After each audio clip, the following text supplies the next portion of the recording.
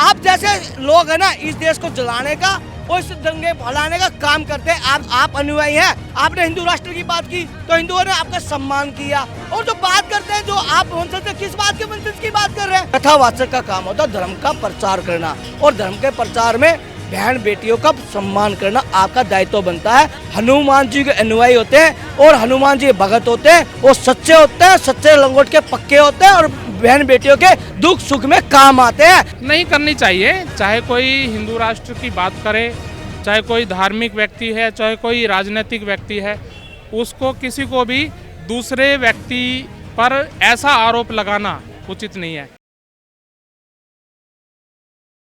नमस्कार, आप देख रहे हैं सौगंध टीवी और मैं हूं आपके साथ राधिका शर्मा।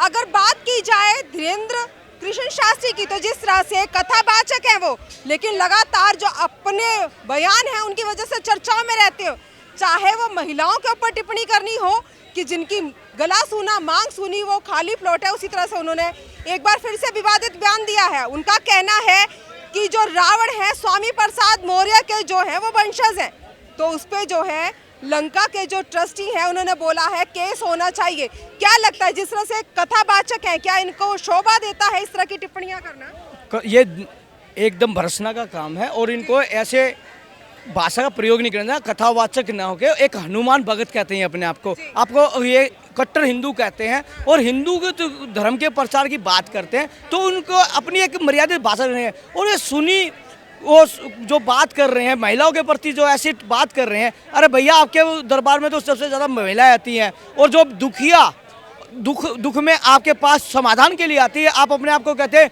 मैं हनुमान भगत हूँ, मैं ये कर दूंगा, मैं ये कर दूंगा। तो आपके उसके आचरण को देखते हुए महिला आपके पास आती है और आपसे कष्ट निवारण की बात करते हैं। तो ऐसी बात आप टिप्पणी करने के, आपको किसने कहा कि आप धर्म का प्रचार कीजिए? आप अपने आप को फेमस करने के लिए आपने जो लंगोट बांधा है तो धर्म के प्रचार के लिए बांधा ना, आपने भला करने के लिए लंगोट पकड़ना है ना। तो आप ऐसे भ्रष्ट करने, आप किससे तुलना किससे कर रहे हैं? लंका जलाई हनुमान जी ने तो कभी ऐसी टिप्पणी नहीं की। और जो आप हनुमान जी के अनुयायी बनते हैं, हनुमान जी के भगत बनते हैं, तो हनुमान जी के नियम कानून आपको भी पता है। आपको जो चीज़ें करनी चाहिए धर्म के प्रचार की, ठीक है आप कीजिए, आप कथावाचक कथा कीजिए, आप रामायण के पाठ कीजिए, आप किसी भी उसके पाठ कीजिए, आपको इसके लिए। अब जब आप बहन बेटियों के बाहर ऐसी बात करते हैं जिनकी मांग सुनी होगी, उनकी बात ऐसे खाली प्लॉट की बात करते हैं, तो आपको ऐसा शोभा नहीं देते।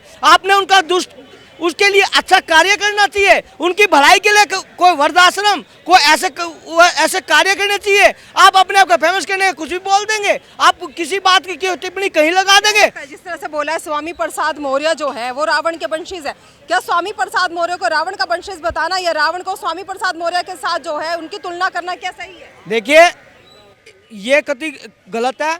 स्वामी प्रसाद मौर्य जो बात कर रहे हैं उसकी भर्त्सना हम पहले भी करते हैं, आज भी करते हैं। और जो आप इतनी बड़ी बड़ी बातें करते हैं तो आपको शोभा नहीं देते, और आप एक धर्म के पल्ले में बंधे हुए हैं। आपकी एक मर्यादा है, मर्यादा के साथ काम कीजिए ना। आपके लाखों भगत है, आप किसी से तुलना कर दो रावण की। अरे रावण की हमने देखा नहीं, रावण को आज भी रामलीला अभी आने वाली है मार्च से, उसमें कैसे रामायण, फिर तो रामायण ये दिखानी बंद कर दो। आप जैसे लोग है ना इस देश को जलाने का और इस दंगे फैलाने का काम करते हैं। आप जैसे कथावाचक, आप जो बात करते हैं, आप हिंदू राष्ट्र की बात करते हैं, आप रावण पर आ गए। आपका स्टैंड है, आपकी राजनीति शिकार हो रहे हैं। जब आप भारतीय जनता पार्टी के बुलाए बताते थे, आप कमलनाथ जी के, आप किसी चीज़ के आप अनुयायी हैं, आपने हिंदू राष्ट्र की बात की तो हिंदुओं ने आपका सम्मान किया। और जो बात करते हैं जो आप वंशज से किस बात के वंशज की बात कर रहे हैं? स्वामी प्रसाद मौर्य, हम तो नहीं कहते वो वंशज है। उनकी क्या है? लोगों ने उनको बनाया था, नेता किसने बनाया? लोगों ने बनाया, रावण ने तो नहीं बनाया और आपने तो नहीं बनाया।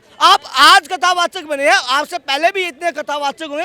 कथावाचक का काम होता है धर्म का प्रचार करना, और धर्म के प्रचार में बहन बेटियों का सम्मान करना आपका दायित्व बनता है। और ऐसी टिप्पणी ना कर आप अपने इमेज खराब कर रहे हैं। जो हनुमान जी के अनुयायी होते हैं और हनुमान जी भगत होते हैं, वो सच्चे होते हैं, सच्चे लंगोट के पक्के होते हैं और बहन बेटियों के दुख सुख में काम आते हैं। हनुमान जी के कोई व्यक्तिगत नहीं था रावण से, उन्होंने माँ सीता के लिए, और लंका जलाई थी और रावण का वध करवाने में, उनकी लंका को आग लगाने में हनुमान जी का था। आप हनुमान जी तो ये ऐसे बनिए ना कि किसी दुखियारी का घर बसवाएं, उनके बच्चों का पढ़ाई का व्यवस्था करें, आप उनके लिए अच्छी शिक्षा का समाधान करवाएं। ये होता कथावाचक का काम। और गौ सेवा करवाएं। आप जो बात इतनी बड़ी बड़ी कर रहे हैं, मैं कथावाचक हूँ, मैं ऐसे बुला के बात कर रहा हूँ, आप ये व्हाट्सएप पे दिखा रहे हो, तो महाराज आपसे प्रार्थना हाथ जोड़कर ऐसी बातें ना करें। आप अपने काम में निपुण होएं और दुख निवारण करें, दुखों का समाधान करें, किसी के साथ हो। आपके पास 4 मजहब 36 बरादरी के लोग आते हैं, कोई एक समुदाय का आदमी नहीं आता। क्या कहेंगे जिस तरह से धीरेन्द्र शास्त्री ने बोला है, रावण जो है स्वामी प्रसाद मौर्य के वंशज हैं, जिस पे लंका का जो ट्रस्ट है उन्होंने आपत्ति जताई और कहा इन पे तो केस होना चाहिए, क्या कहेंगे? इस तरह के कथावाचक जब ऐसी टिप्पणियां करते हैं, क्या वो सही है? देखिए, धीरेन्द्र शास्त्री जी ने बिल्कुल गलत कहा है। स्वामी प्रसाद मौर्य रावण के वंशज हैं या नहीं है, ये तो एक या तो जांच से पता चलेगा। ऐसे किसी के बारे में कह देना उचित नहीं है।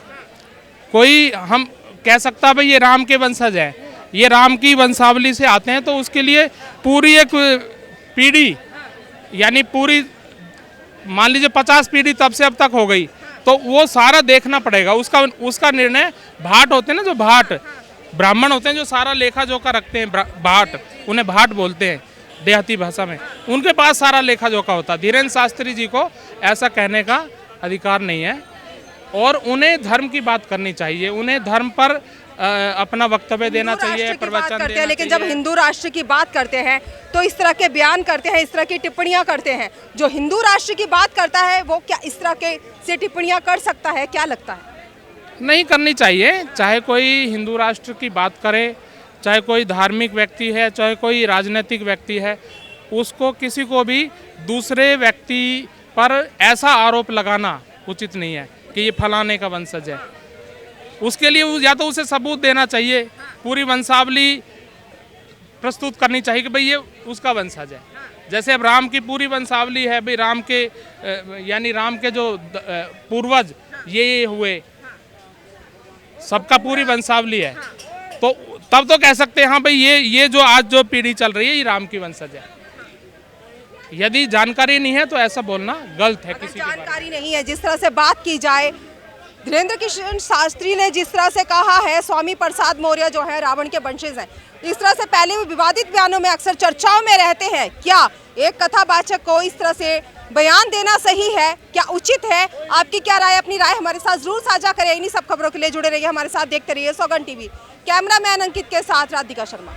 आप देख रहे हैं सौगंध टीवी, सौगंध वतन की।